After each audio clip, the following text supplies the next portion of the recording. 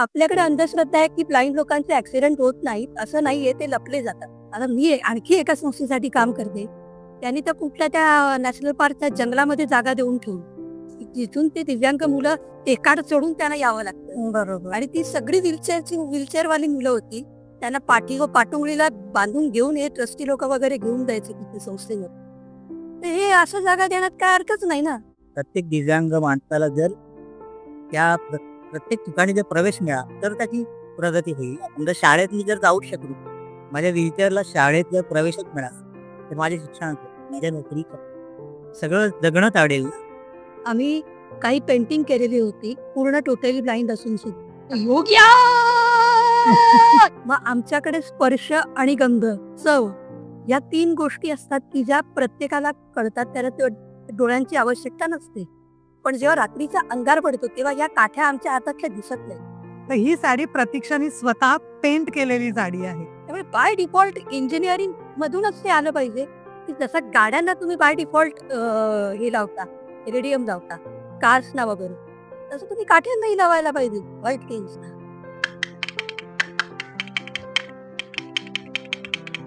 आणि आता पण की मेडिकली आम्हाला प्रॉब्लेम येतात, औषधं कळत नाही, चुकीच्या गोळ्या घेतल्या जाऊ शकतात, रिॲक्शन्स होऊ शकतात. मग अशा वेळेला गोळ्यांच्या कंपन्यांनी जर गोळ्या आणि औषधांच्या सिरप पाठ्यांवरती आणि गोळ्यांच्या पाकिटं किंवा खोक्यांवरती ट्रेनमध्ये जर ते लिहून दिले नावं तर आम्ही चुकीच्या गोळ्या घेणार नाही. आणि मला सुनीताने विचारलं की नाट्यामध्ये काम करशील. म्हणजे चालता येत नाही पण खूप सुप्त इच्छा होती लहानपण. कौशल्येचा रामबाई, कौशल्येचा राम, कबीराचे विणतो शेरे, कौशल्येचा रामबाई. दिवे वाजवून बरं, कानाखाली वाजवतात, दिवे लावतात, एवढं माहितीये काय? प्रतीक्षाला पटलाय, प्रतीक्षाने मार खाल्लाय तरी नाही तर दिलाय तरी. तर माझ्या पहिल्याच गझलला राज्यस्तरीय पुरस्कार मिळाला आहे. खरं तर आकडा तर सांगणं कठीण आहे, पण तरी साधारण 85 वगैरे असतील झालेली. बापरे, वेगवेगळी वाद्य तू तयार केली आहेत. की रातकिड्यांचा आवाज हवा होता आणि मी कंगवा लावला तर आई म्हणाली ते पेडू काही वाटत नाही आणि रातकिडही वाटत नाहीये. ठरवले आज मी कुठे कधी वागायचे, ठरवले आज मी कुठे कधी वागायचे नाही, कितीही संकटे आली तरी थांबायचे. 10वीला माझा हा डोळा ऍक्सिडेंट मध्ये गेल्यानंतर माझी पूर्ण दृष्टी गेली. म्हणजे जिथे कामाच्या वेळेस फक्त तो थोडा स्ट्रिक्ट असतो, थोडा नाही बरा. हा, चला थोडा का बारा. नमस्कार, गप्पा मस्ती अँड पॉडकास्ट विथ भार्गवी चिरमुलेच्या आजच्या भागामध्ये तुम्हाला अतिशय टॅलेंटेड अशी 3 मुलं भेटणार आहेत. श्रीरंग चॅरिटेबल ट्रस्ट हा ट्रस्ट नक्की काय आहे आणि या ट्रस्टमध्ये काम करणारी ही मिरेकल असलेली मुलं कोण आहेत ही आपण जाणून घेऊया त्यांच्याकडून. भेटूया एका अशा ट्रायोला, जो ट्रायो तुम्हाला बाहेर भेटणं शक्य नाही, त्यासाठी तुम्हाला खूप मेहनत करावी लागेल. पण मला सहज भेटलेले 3 जण, 3 माझे, त्यातली 1 माझी जुनी मैत्रीण आणि 2 नवीन झालेले मित्रमैत्रिणी. भेटूया योगिता, प्रतीक्षा आणि कवी तिघांना. नमस्कार, तुमचं या पॉडकास्ट मध्ये खूप खूप मनापासून स्वागत. प्रतीक्षा नमस्कार. नाही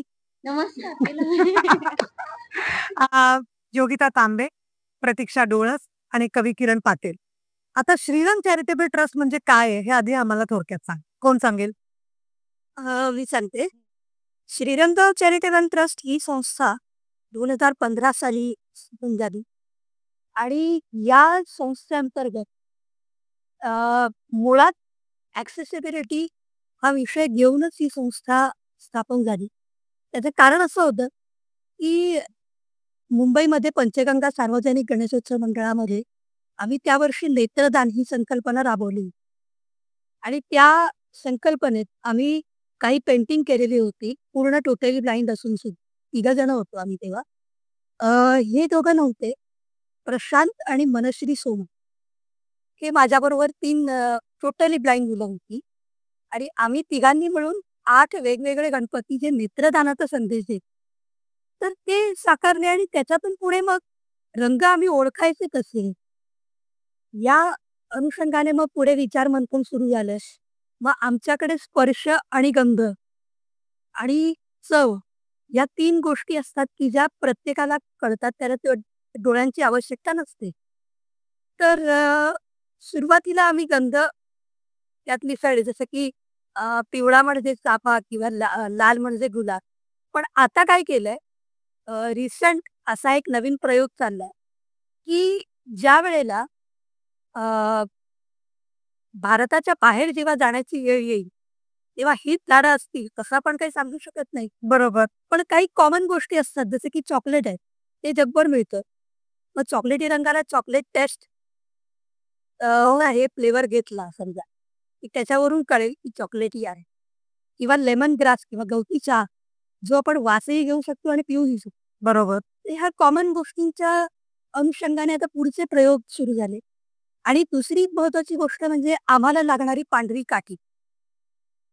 तर काय होतं, दिवसाढवळ्या तुम्ही मदत करू शकता. पण जेव्हा रात्रीचा अंधार पडतो, तेव्हा या काठ्या आमच्या हातातल्या दिसत नाहीत. अच्छा.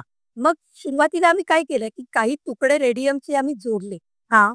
की जेणेकरून रात्रीच्या वेळेला पण तुम्ही आम्हाला हेल्प करू शकाल. कारण 2 वर्षापूर्वी माझी एक मैत्रीण रात्री 12 वाजता काहीतरी घरी येण्यासाठी निघाली होती तर काही आणत होती मला माहीत नाही. पण तिला एका गाडीने उडवलं. काठी दिसली नाही तिच्या हातातली आणि ती ऑन द स्पॉट गेली. अरे! ओके. ॲक्चुअली आपल्याकडे अंधश्रद्धा आहे, की ब्लाइंड लोकांचे ॲक्सिडेंट होत नाहीत. असं नाहीये, ते लपले जातात. कारण मुळामध्ये ते समजतच नाहीत. काठ्या दिसलेल्या नसतात किंवा इतर बरीच कारणं असतात. तर जर रेडियम असेल आणि ते बाय डिफॉल्ट लावावं असं मला प्रकर्षाने वाटतं आणि जिथे-जिथे म्हणून मी जाते, तिथे-तिथे जिथे ॲक्सेसिबिलिटीचा विषय निघतो, तिथे काठ्यांना बाय डिफॉल्ट रेडियम लावावं. कारण आम्ही तुकडे जोडून ते कधीतरी त्याचा गम संपणार आणि ते तुकडे पडणार. हं. पण तेही कळणार नाही तुम्हाला. बरोबर. हो. आणि ते किती जोडत बसा. त्यामुळे बाय डिफॉल्ट इंजिनिअरिंग मधूनच ते आलं पाहिजे, की जसं गाड्यांना तुम्ही बाय डिफॉल्ट हे लावता, रेडियम लावता, कार्सना वगैरे. तसं तुम्ही काठ्यांनाही लावायला पाहिजे, व्हाईट केन्सना. तर या अशा आणि अनेक गोष्टी आहेत, जसं की मेडिकली आम्हाला प्रॉब्लेम येतात. औषधं कळत नाहीत, चुकीच्या गोळ्या घेतल्या जाऊ शकतात, रिएक्शन्स होऊ शकतात. मग अशा वेळेला गोळ्यांच्या कंपन्यांनी जर गोळ्या आणि औषधांच्या सिरप बाटल्यांवरती आणि गोळ्यांच्या पाकिटं किंवा खोक्यांवरती ब्रेलमध्ये जर ते लिहून दिले नावं, तर आम्ही चुकीच्या गोळ्या घेणार नाही. अशा कितीतरी ॲक्सेसिबिलिटीच्या गोष्टी आहेत, की ज्या अ, आम्ही एक अभियान किंवा मिशन म्हणून या राबवायला सुरुवात केली आमच्या लोकल लेव्हलवरती. पण हळू आता हे इंटरनॅशनली पण झालं पाहिजे असं मला व्हेरी गुड योगिता. आणि तुझ्या या प्रयत्नांना आम्ही पण काही मदत करू शकू, तर नक्की आम्हाला सांग. कारण रेडियमची काठी ही खरंच हा खूप चांगला ऑप्शन आहे. सगळ्यांच्याच अँगलनी ॲक्सिडेंट होताना कोणातरी एकाची चूक असते असं नाही, तो एक अपघात असतो. असे अपघात तरी कमी होतील यासाठी आपण काहीतरी नक्कीच प्रयत्न करू शकतो. प्रतीक्षा, तू काय करतेस या ट्रस्टमध्ये सांग? मी कॉलेजला आल्यापासून माझी फ्रेंड आहे आकांक्षा, ती आमच्याच सोबत या ट्रस्टसोबतच जोडलेली आहे. तर तिच्यामार्फतच माझी सुनीलदादाशी ओळख झालेली, की आधी आम्हाला पेंटिंग वगैरे शाळेत असं काही शिकवायचं नाही, म्हणजे चित्रकला विषय असायचा. मग ते आपलं हातकामामध्ये कागदाच्या वस्तू असंच सगळं आमचं व्हायचं, मातीकाम वगैरे. पण चित्रकला असं पेंटिंगचं असं काही नव्हतं. तर मग तिने मला दादाशी ओळख करून दिलेली आणि मला असं कलर वगैरे भरायला आधीपासून जरा आवडायचं. पण असं मी होप नव्हतं ठेवलं, की आपण काहीतरी करू शकतो पुढे जाऊन. तर आकांक्षामुळेच सुनीलदादाशी ओळख झाली आणि 2 ऑक्टोबरला गांधीजींचा जन्मदिवस असतो. बरोबर. फर्स्ट टाईम मी गांधीजींचं चित्र CSCला काढलेलं दादासोबत. ते खूप मोठं असं पेंटिंग होतं स्टेशनजवळ. तर ते माझं पहिलं चित्र होतं आणि तेव्हापासून जर मी दादासोबत कनेक्ट झाली आहे, रंगगंधेसोबत कनेक्ट झाले, ती अजूनपर्यंत आहे आणि पुढे पण होणार आहे. आता तुम्हाला एक सरप्राईज सांगते. ही जी मी साडी नेसलेली आहे, तुम्हाला असं वाटलं असेल ही साडी काय विशेष भार्गवी आज नेसली? तर ही साडी प्रतीक्षाने स्वतः पेंट केलेली साडी आहे. ही तिने पेंट केलेली साडी आज मी नेसली. प्रतीक्षा, खूप सुंदर पेंटिंग आहे. आता मी नेसून आल्यानंतर इथे सुद्धा सगळ्यांनी खूप तुझं भरभरून कौतुक केलंय. अशा तू किती साड्या पेंट केल्या? Thank you. आणि आम्ही अशा बऱ्याच साऱ्या आम्ही केल्यात. एक 2-4 आमच्या दिलाही गेल्यात बऱ्याच जणांना आणि आता बोल. काय नाही अजून आता प्रयत्न चालू आहे. जसं-जसे आम्हाला मिळत जातील तसं-तसं आम्ही अजून साड्या पेंट करू. तू प्रेक्षकांना काय सांगू शकशील? तुला काय सांगायला आवडेल साडी पेंटिंग बद्दल? सांग. साडी पेंटिंगचा अनुभव तर खूपच वेगळा होता. कारण इतर असं पेंटिंग चित्र वगैरे काढणं ठीक आहे. पण साडी एकतर ती खूप मोठी असते आणि ते पेंट वगैरे करणं म्हणजे अशक्यच वाटलेलं मला. पण दादाने एकदा सहजच आम्हाला सांगितलेलं, की आपण साड्या वगैरे पण पेंट करू शकतो. तर मग ते दादाने आम्हाला कसं करायचं वगैरे ते सगळं त्याने कन्सेप्ट आम्हाला समजवली होती आणि मग त्यानंतर दादामुळेच आम्हाला सगळं हे करता आलंय आता. Very good. आणि अजून काही पेंट करते साड्या आणि पेंटिंग्सच्या पलीकडे काय? आम्ही साड्या पेंट करतो आणि दिवाळीमध्ये आता ज्या पणत्या वगैरे येतात त्या पणत्या पण रंगवतो. चित्रकला वेगवेगळ्या पॉलिटिक्सवाल्यांचे पण आम्ही पेंटिंग वगैरे पण करतो. अरे वा. आय थिंक सो तुम्ही एन्व्हलप वगैरे पण बनवता, बरोबर ना? कवी, तू या संस्थेसाठी काय करतोस आणि काय सांगशील? नमस्कार. मी आता एक 2च वर्ष झाली त्या दिव्यांग चॅरिटेबल ट्रस्ट जोडला गेला. तर मला जेव्हा सुरुवातीला मी भेटलो सुमित पाटीलला, तर आम्ही वेगळ्या कारणासाठी घेतलं. पण जेव्हा त्रिरंग चॅरिटेबल ट्रस्ट आणि तुमचं काम मी बघितलं, की जसं आता उदाहरणार्थ कधी साडी प्रोफेशन पेंट केली किंवा दृष्टीहीन, दृष्टीबाधित लोक पेंटिंग करू शकतात. ही संकल्पनाच मला इतकी आवडली, की कसं काय शक्य आहे?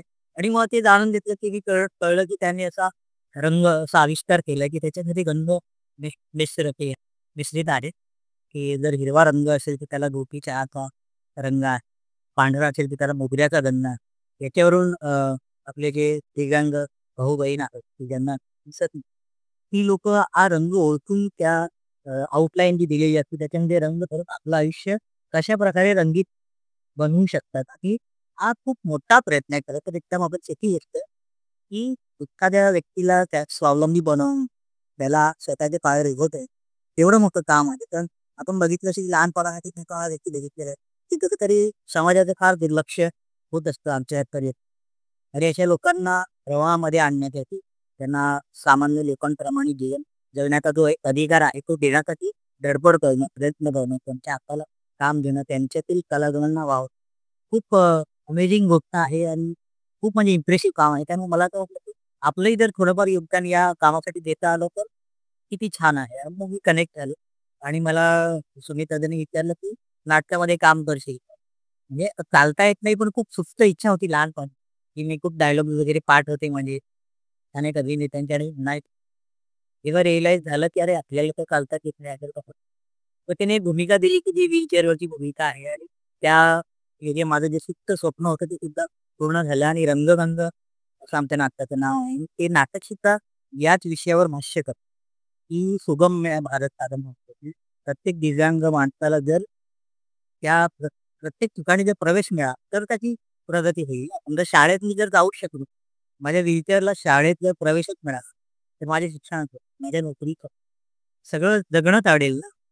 त्यामुळे त्या गोष्टीवर आम्ही भाष्य करतो त्या नाटकाच्या नात्याने.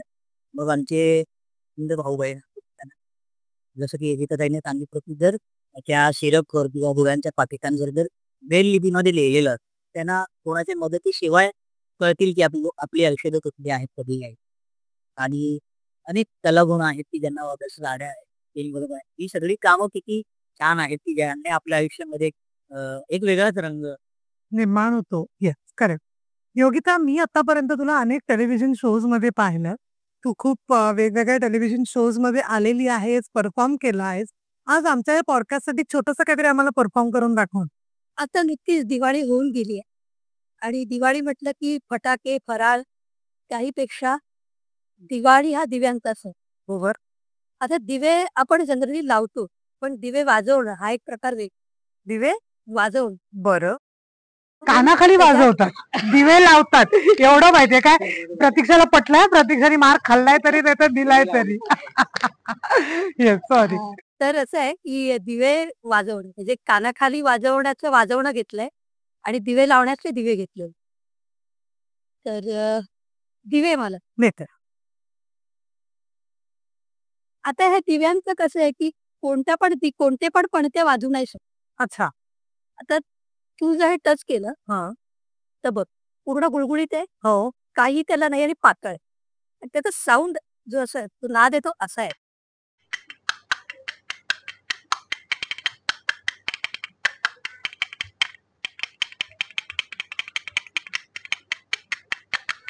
बरं माझे ढोलकी बडवणारे हात आहेत. हं. त्यामुळे सॉफ्ट हँड खेळ कसा खेळायचा हे त्या पणत्यांनी मला शिकवलं. हं.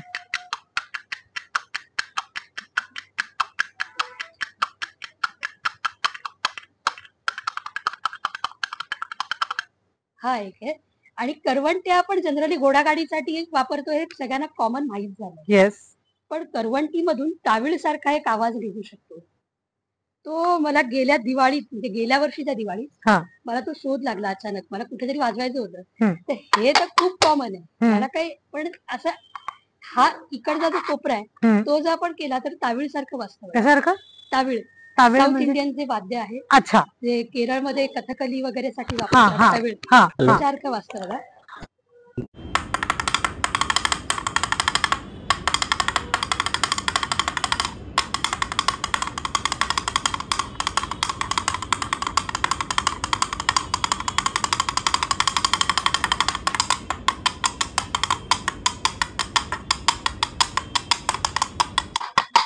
क्या बात आहे. वा वा वा वा वा वा वा. तर तू स्वतः तयार केलीस? हो ते शोधले. अशी किती तयार केलीस तू वाद्य?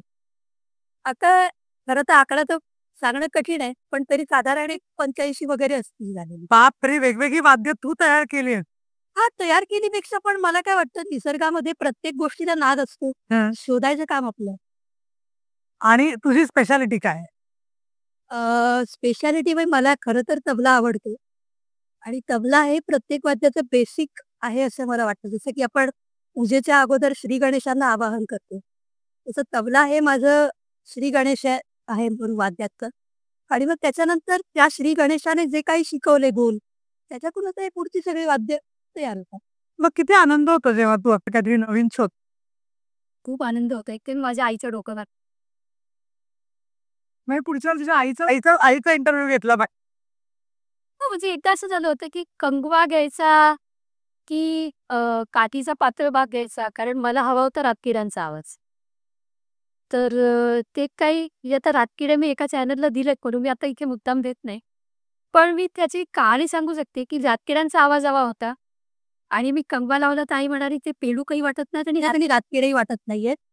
ते तुझं ते फॉरेनचं काहीतरी वाटतंय ते टाकून दे पहिलं. आणि अजिबात माझ्या डोक्याला ताप द्यायला यायचं नाही असं सांगितलं. आणि बरं नंतर मी कंगवा काढून टाकला आणि तो जाडा कंगवा होता. तिचे केस विंचरायचा. माझे केस तर एवढेच आहेत. तर तिचे केस विंचरायचा कंगवा आधी मी पळवला म्हणून ती आधी माझ्यावर होती त्यांची. आणि एकदा मी शेजाऱ्यांच्या टेबलच्या चाव्याही गायब केल्या. बाह बाह निर्माण करण्यासाठी वेळी. तर बऱ्याच गोष्टी किस्से घडलेले वाद्य निर्माण करताना.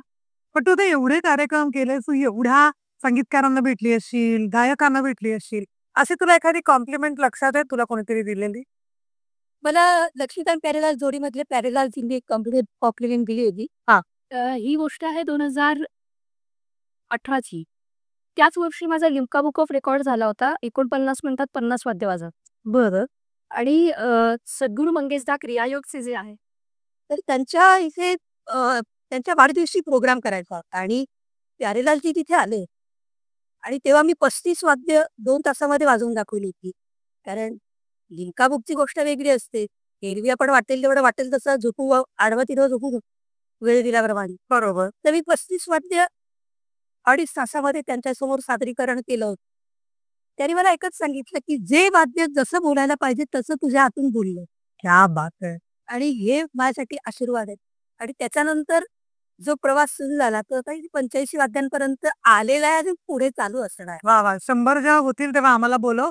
आपण एक मस्त मोठा कार्यक्रम करू आणि मग त्या कार्यक्रमाच्या माध्यमातून तू सगळ्यांना भेटशील सुद्धा. नक्की. प्रतीक्षा, तुला एखादी कॉम्प्लिमेंट की तुला कसं वाटलं जेव्हा तुझी पहिली साडी विकली गेली? आनंद खूप झाला कारण साडी वगैरे पेंटायला तर डोक्यात पण अजिबात तरी नव्हतं. आणि पहिली साडी विकली गेली तेव्हा खूप आनंद झाला. म्हणजे अपेक्षा पण नव्हती आणि ही कोणी साडी विकत गेला नाही कुठले ऍक्टर्स तर नाही. आणि मला सांग, तू किती आईचं डोकं खातेस? मी माझी आई तर मला तर आता पण वैतागते. मी तर मार पण खाते. कवी, तू तू काय सांगशील? तू भेटलायस तुझ्या फेवरेट ऍक्ट्रेस मधल्या लिस्ट मधल्या कोणाला कधी? मी माझं म्हणजे आवडती गोष्ट आहे कविता लिहिणं, ते संगीत. तर मी जेव्हा तिला लिहायचो तेव्हा मला असं वाटायचं मी खूप छान लिहितो, छान चाली वगैरे होती. तर मी एकदा पंडित यशवंत देव साहेबांना पत्र लिहिलं. मला लिहिता येईल. त्यांचे मला पूर्ण पत्र आलं की ये हो. आणि जेव्हा गेलो तेव्हा अक्षरशः ते गॅलरीत वाट बघितली दिवस आणि देव भेट असं मी वर्णन लिहिलंय. तर त्यांनी जेव्हा ऐकलं माझं तेव्हा मला सांगितलं की ही तर काय लिहिताना किंवा तुम्ही अलंकारांवरून अभ्यास करायला पाहिजे वगैरे खूप गोष्टी सांगितल्या आहे. ते 2.5 ते 1 तास मला समजावत होते आणि काल त्यांनी ऐकल्या. त्यातले त्यांनी की कालात कुठे काय गडबड आहे वगैरे बऱ्याचशा गोष्टी सांगितल्या आणि तिथून मी आल्यानंतर माझ्या सगळ्या वह्या आधी फाडून टाकल्या. हां, कारण ते त्या लिखाणामध्ये फार काही नाही आहे असं मला वाटलं. त्यानंतर मी जेव्हा लिहायला लागलो खूप वाजता, तर माझ्या पहिल्याच गझलला राज्यस्तरीय पुरस्कार मिळाला आहे. मी ते पत्र लिहिलं आनंदाने शिंदेसाठी. त्यांनी परत मला भेटायला बोलावलं आणि मग संगीताचा प्रवास सुरू झाला. तर त्यांच्याकडून व्यसन घेतलं आणि टेक्निकल मला नॉलेज नव्हतं. तर संगीतकार अशोक कत्ती साहेबांना मी विनंती केली की मला तुम्ही तुमच्या स्टुडिओमध्ये बसू द्या फक्त. कशी रेकॉर्डिंग असतं, काय असतं, अरेंजमेंट काय असतो, म्युझिक काय असतं. तर त्यांनी मला बसू दिलं आणि त्यानंतर शिकलो. आणि पहिला मी अल्बम केला म्हणून माझे आणि त्याचं इनॉग्रेशन सुद्धा कत्तीकरांच्या घरात त्यांनी एक कॉम्प्लिमेंट दिली होती की कुठेही नवखेपणा नाहीये की लिखाणामध्ये, संगीतामध्ये आणि ते गाणं टायटल सॉन्ग जे आहे ते स्वप्नील बांदोडकर यांनी गायले.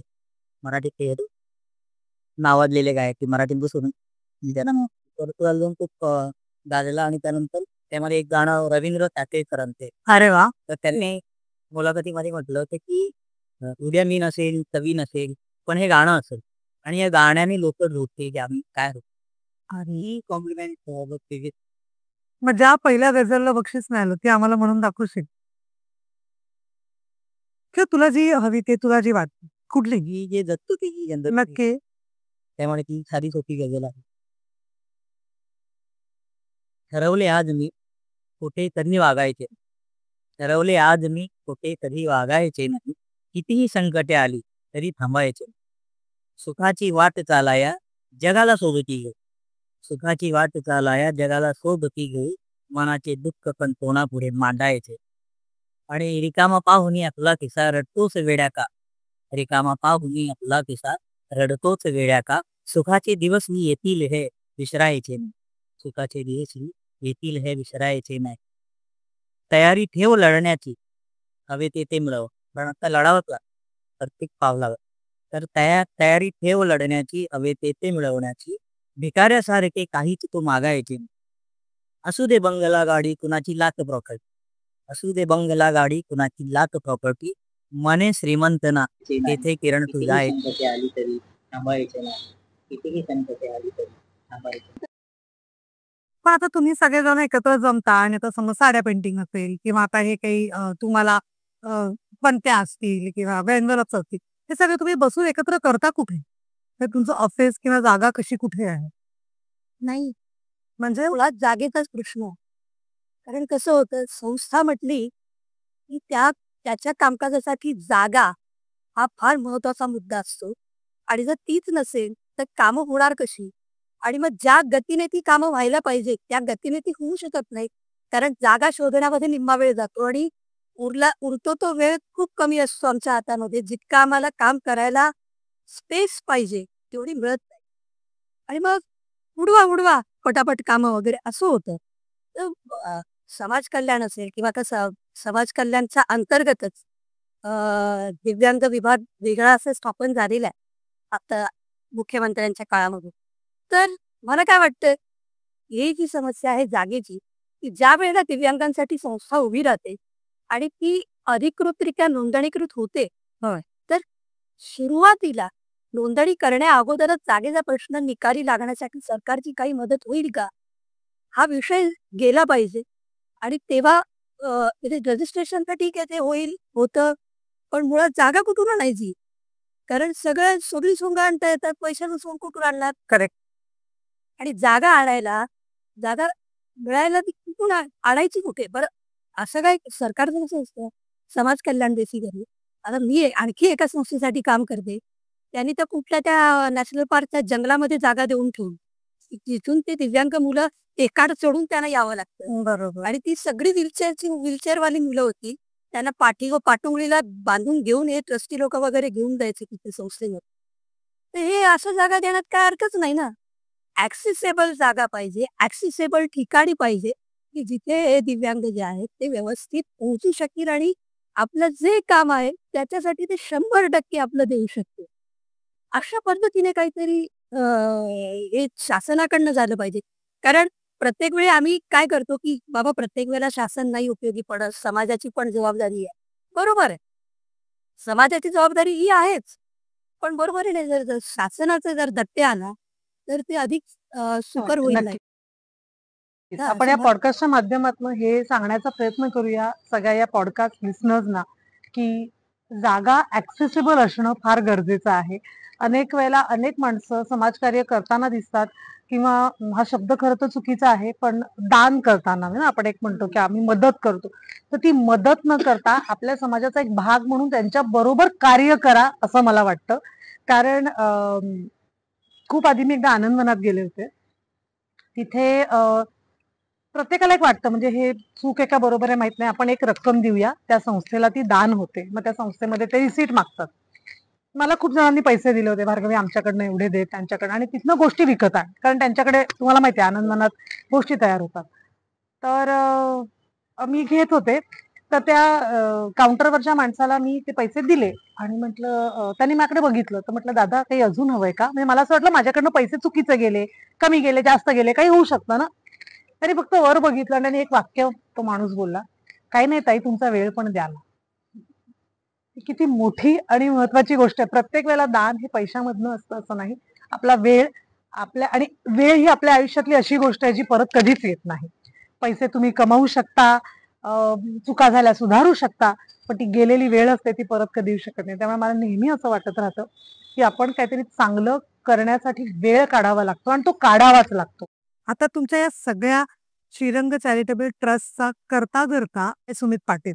सुमित दादा तुम्ही म्हणत असाल सगळेजण त्याला. सुमित हा उत्तम कला दिग्दर्शक आहेच, उत्तम पेंटर आहे. मला माहितीये, मी त्याच्याबरोबर खूप काम केलंय. त्याच्याबद्दल आणि त्याच्या मैत्रीबद्दल तुम्ही काय सांगाल? योगिता? अ, मला खूप चांगलाच किस्सा आठवतोय. हंगाणामध्ये आम्ही त्यावेळेला नॅशनल्स करत होतो, यूथ फेस्टिव्हल. आणि रात्रीच्या 2 डिग्री टेम्परेचरमध्ये हातात कॉफी होती आता. हां, हां. 2 ते 6 फेब्रुवारीचा काळ होता.